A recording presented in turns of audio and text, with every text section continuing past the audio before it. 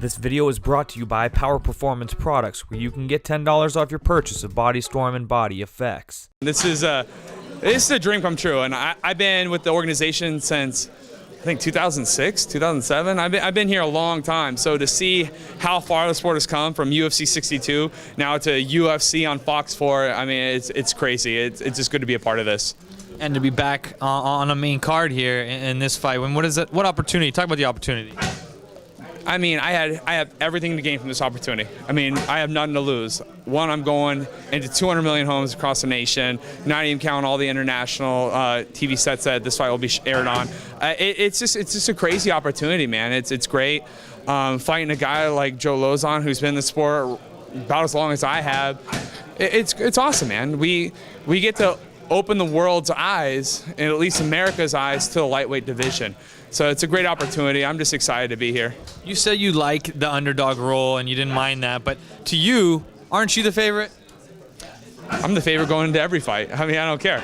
I mean, I was talking to the guys back there, you know, if I have a great performance, I may get the winner of Dan Henderson and John Jones. So, I mean, you know what?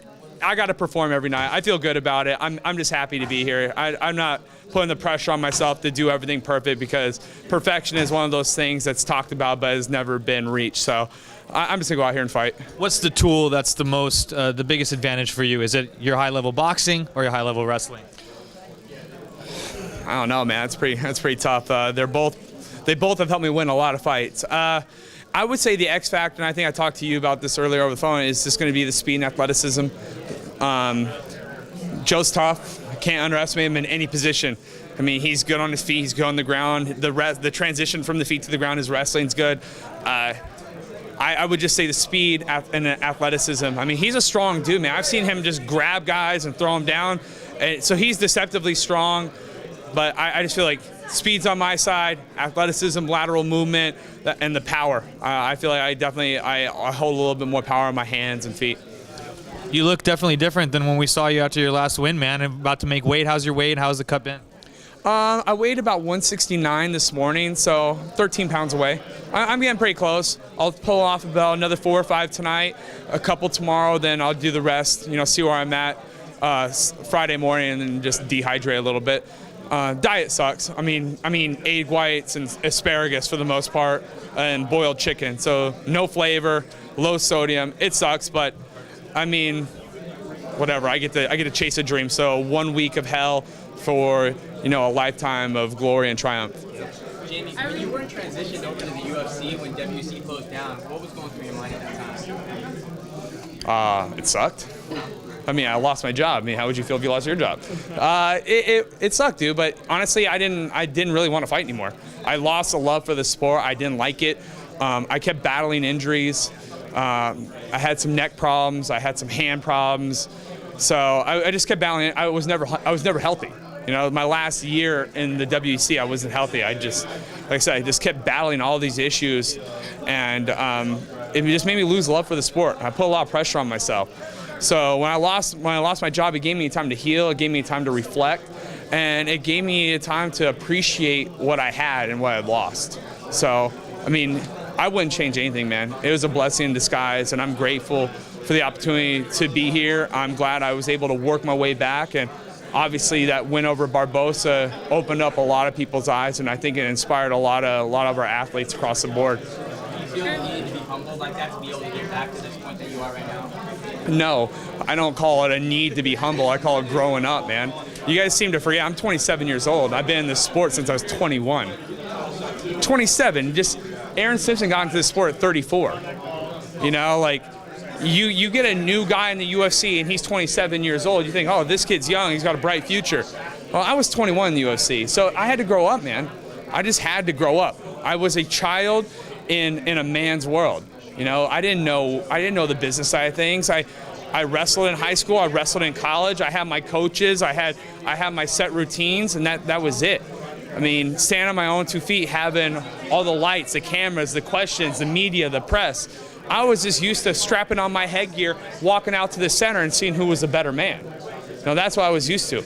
but you start adding in all the business aspects and all the pressure and stuff like that. It's tough, man. And all of us are athletes. You know, we all put a lot of pressure on ourselves. Tito said it, and he said it best. Fighting is a lonely sport. It is a lonely sport. You fall as one and you rise as one. So, I mean, it's hard. But when you fall as one and rise as one in wrestling, you lost a match, whatever. You know, you got 4 more to go. In a fight, you got that one opportunity. You got to be perfect. You know, at least in a tournament, if I lost in a wrestling tournament, I could fight my way back for third, and I was still able to go out with my hand raised. In the fight, you can't. So it's just tough, man, and it was tough for me mentally to kind of grasp the concept. But it took me getting away from the sport. It took me losing pretty much everything to realize what I had. So. Last time we spoke, your leg was hurting against Barbosa. Did you at least, was it a bad injury, or are you at 100% right now? No, my leg still hurts. No, that guy kicks hard. Nah, I mean, it was a bruise. It sucked. I mean, I take a lot of kicks training. We train our bodies to get hit, which is the silliest thing ever.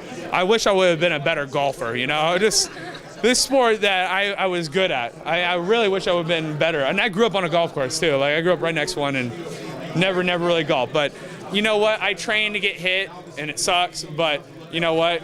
He's a world-class kickboxer. We don't have any pads on, so it's his bare shin going into my thigh.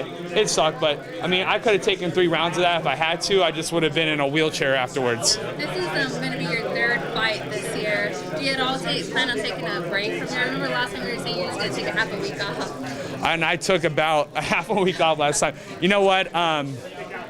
I think going into 2 training camps right in a row, I had about a week off in between. Half a week off, then I took another half a week off because I got a tattoo done, so I couldn't go and train because I didn't want to get infected. So my total time off was probably about 7 days, 6 days, and I'm starting to feel it now. You know, like actually last week was a little bit worse. Just I got in shape super fast because I'm used to having long camps, just used to it.